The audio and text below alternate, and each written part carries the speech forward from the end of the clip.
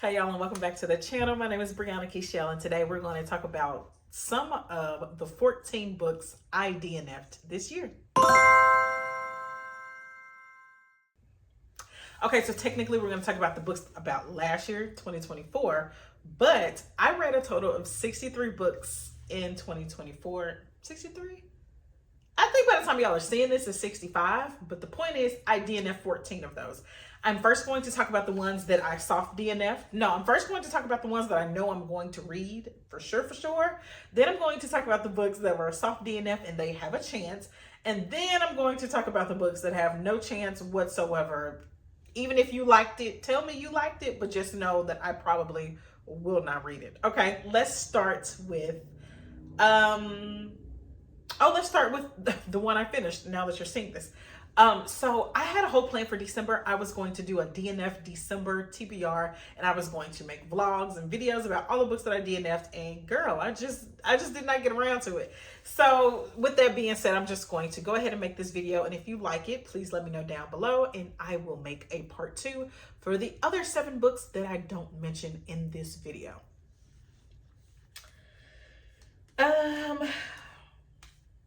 Okay, so like I said, let's start with the book that I finished. At this point, it is The Good Daughter by Karen Slaughter. This book follows.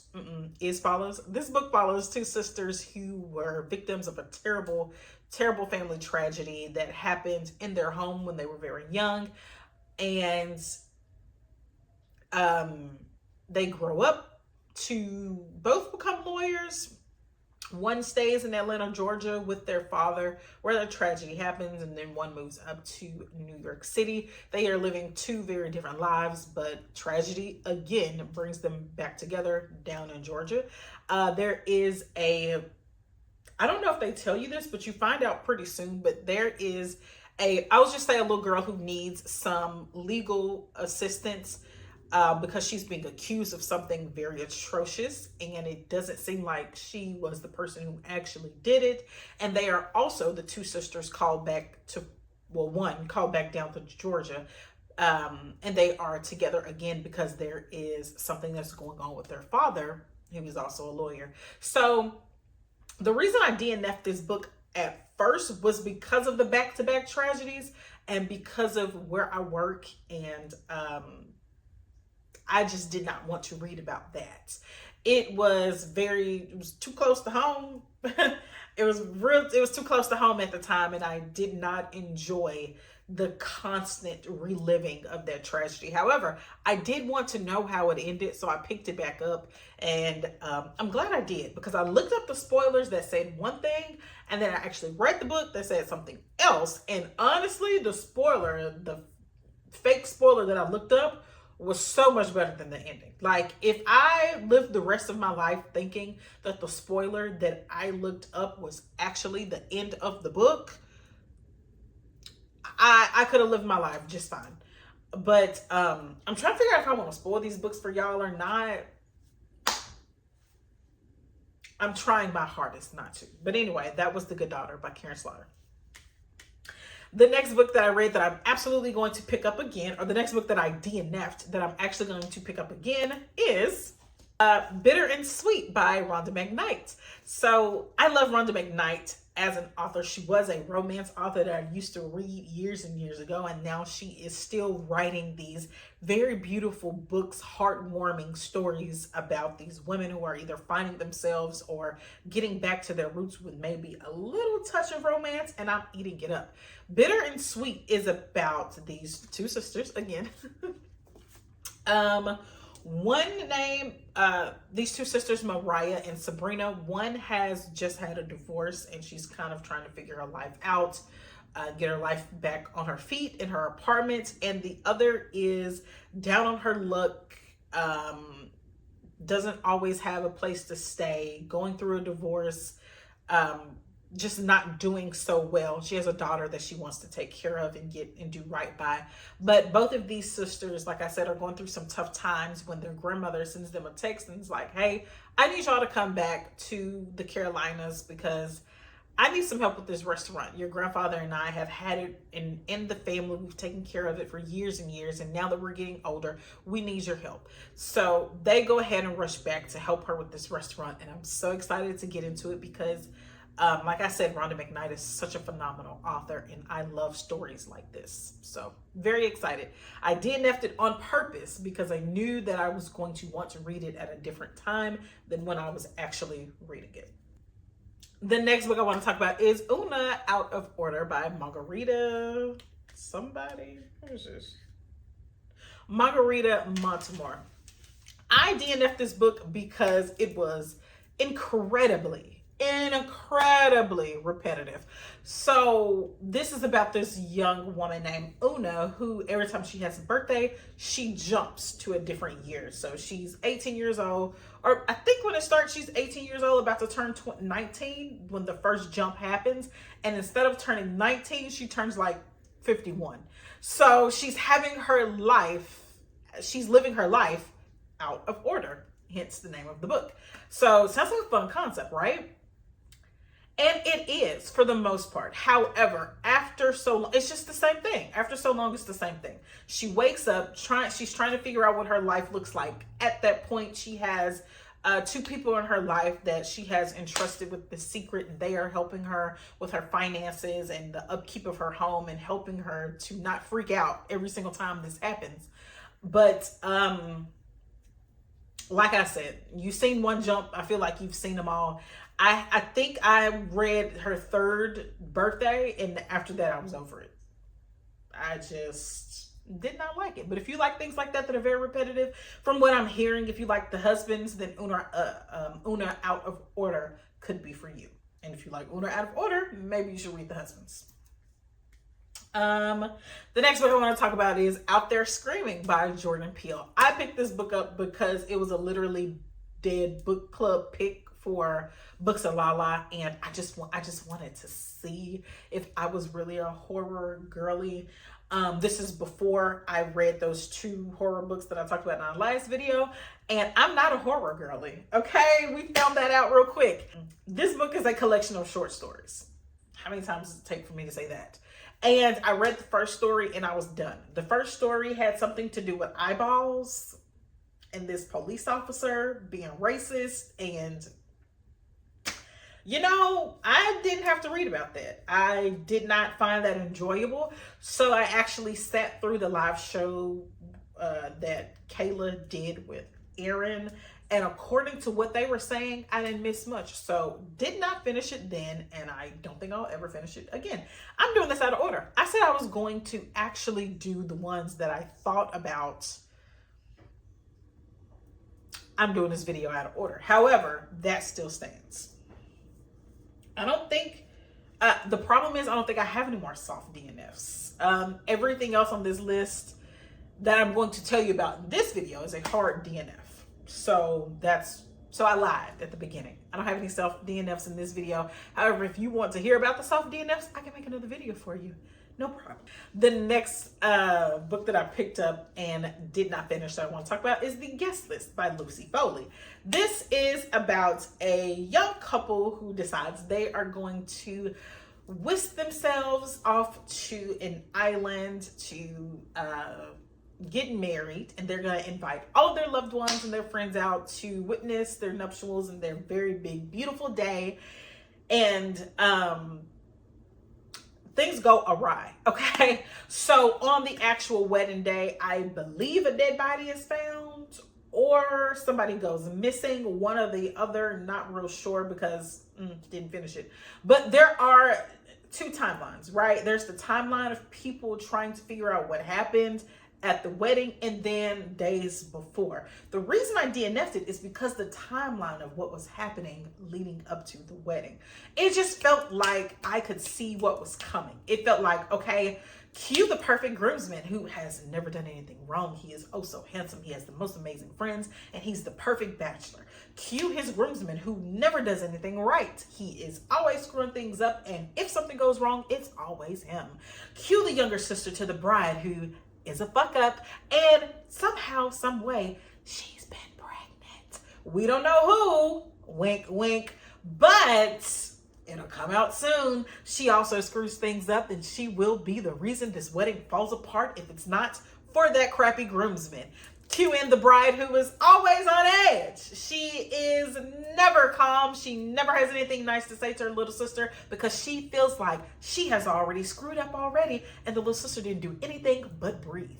Cue in the mother who is trying to, you know what I mean? Like, it was so predictable. The characters were so typecast that I didn't care. I was like, you know what? Sometimes I don't care if that is how the characters are, but we gonna be that obvious? No, I couldn't do it. So I did not finish that one. And to figure out what happened, I watched Kayla's. I didn't even know Kayla had a live show about the guest list. It was really, really old. And I listened to how everything played out, and my life is fine. I did not have to read that book. Next is the only book that is a medium DNF, which is The Dragon Republic by R.F. Kuang. The only reason that this is a medium DNF is because at the time I had just finished The Poppy War, which is book 1, and it was so long. It was like 500 and something pages, and I felt like it was very drawn out, and the ending was amazing, but my God, could we have gotten there in like 100 pages less? So then I started to listen to the second book, which is The Dragon. I can't say the word today for some reason. And then I started to listen to the second book, The Dragon Republic, and it picked up exactly where the first book left off, and it was really good, but it wasn't good enough to keep my attention. So that is the only soft DNF, medium DNF that you guys are going to get on this list. If you don't know what The Poppy War is about, it is a historical fiction about this young girl who is living, I believe, in China, who is, she's very poor. She is from an impoverished nation, and the only way out of that poverty is to somehow score really, really high on this national test, and hopefully she can get out and do something with her life. I'm not explaining this very well. I'm so very sorry if I'm like not explaining that well, but she takes the test. She studies for it. We have chapters and chapters about how she's studying for it, which is, you know, quite impressive. But she studies for it. She makes a very, very good grade. She's able to go to this academy, and she does more studying, and you know, and it's called The Poppy War because it does end in war, and there is a very special purpose for poppies in this book. Very interesting. I would encourage you to read it if you are a fan of historical fiction, fantasy, long drawn out, slow building plots. This might be your book, and I liked it. I did like it. However, like I said, by the time it was time to get to book 2, I at that point I thought we had blown up everybody that could be blown up. I thought, you know, they had smoked all the poppy that could be smoked. You know, but however, we were still smoking poppy and blowing people up. So this is an absolute DNF for me. Okay. False Witnesses by Karen Slaughter. At this point, I don't think I'm ever again going to read another Karen Slaughter. Do not recommend her to me. She's not my type of chick. The Good Daughter is about, no, I already talked about The Good Daughter. I'm sorry. False Witnesses is the one that I absolutely DNF'd at 67%. This is about, again, 2 sisters. One of them, how can I even explain it without spoiling it? So one of them was a babysitter for this young kid whose mom is an overnight nurse and whose father was a mechanic or something like that. And they needed somebody to watch him when the mom went off to work and the dad went off to drink or do whatever he was doing. So the older sister, when it was time for her to go away to college, gave the job to her younger sister, and her younger sister ended up, did I tell y'all this? I'm about to spoil this book. So she gave the job to her younger sister, and somehow, some way, the father of the child that she was babysitting ended up dead.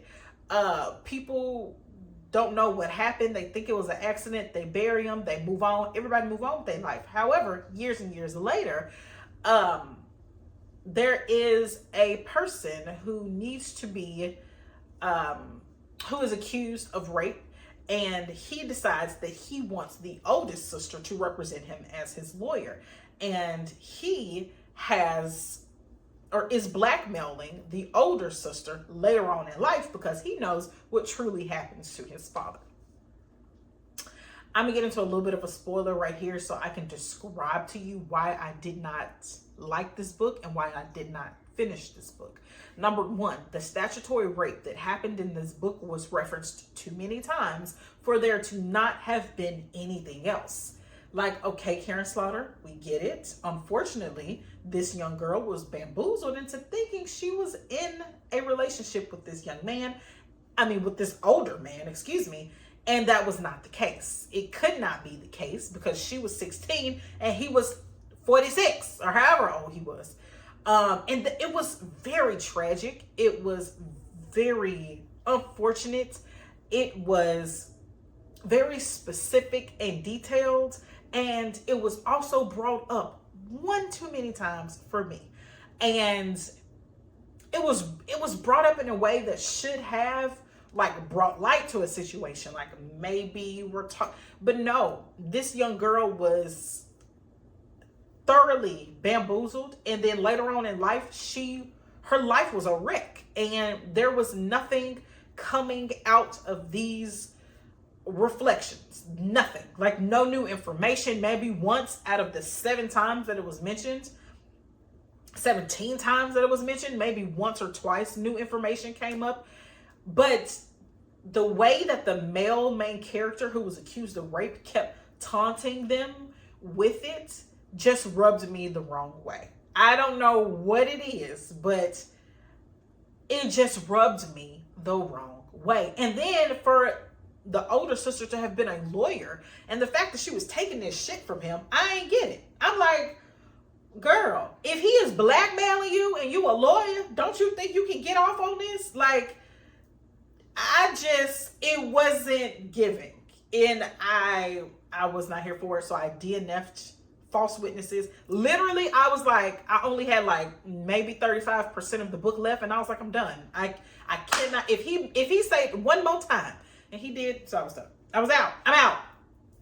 Okay, for the next one, I'm going to talk about You Made a Fool of Death with Your Beauty, which is about this young woman whose significant other was killed in a car accident. And 5 years later, she's trying to find herself. She's trying to have some fun. She's living with her best friend. They're going out. They're doing the things. And she is just trying to get her life back. And I DNF'd that book because she had sex with one too many people. And I didn't want to read about it. And it wasn't even in an empowering way. It was like, she was breaking girl code. She was breaking friendship code. She was just being hot. Okay? She was doing too much. And where I saw it going, the next person she was finna get in bed with, I was like, you know what? I'm good. You know what I'm saying? We're good. We don't have to read that. We don't have to go down that road together, sis. You can do that on your own. So unfortunately, I did not finish that book. However, I've had some mixed reviews, seen some mixed reviews about it. So I'm not too upset that I didn't finish it. I have two more I'm going to talk about. The next one is The Turn of the Key by Ruth Ware. I read exactly 10% of this book and could not finish it. And when I looked up the ending of it, I'm glad I didn't finish it because that would have pissed me off. What you mean? So this book is about a babysitter who was accused of killing the child that she was babysitting. However, she is trying to reclaim her innocence and overturn her conviction. And that is apparently what the whole book is about. But Ruth, girl, we might not be friends. Like Karen, you and me, Ruth, we might not be friends. Okay? We might not be compatible. I don't have much to say about that book. I'm sorry. The next one I'm going to read, the next one I'm going to talk about is Bitter and Sweet. I picked up Bitter and Sweet because of a a vlog that you guys will probably never see, but it was about books that take place on an academic campus, like middle school, high school, college, whatever. Bitter and Sweet is a love story, or supposed to be a romance, between these two kids on a college campus, or these two young adults on a college campus, I should say. And something wasn't making sense about that book. It wasn't clicking, because this is what I mean in my last video when I said I want my young adults to be young adults when I read them in books. And they were kind of acting like they were like 30 years old on a college campus, which that's cool if you are 30 on a college campus. However, these young adults were not. And it just wasn't matching. Like the phrases they were using, the things they were referencing, how they were actually going about their lives, and it wasn't clicking. So unfortunately, Honey and Spice it was a DNF for me. If you have any comments about any of the books that I mentioned as a DNF, please leave them down below. If I DNF'd one of your favorite books and you really want me to read it, please tell me down below why you think I should, and I absolutely will look into it. I'm not promising anything else. But yes, thank you so much for watching this video. Please make sure to like, share, and subscribe, and I'll see you in the next one.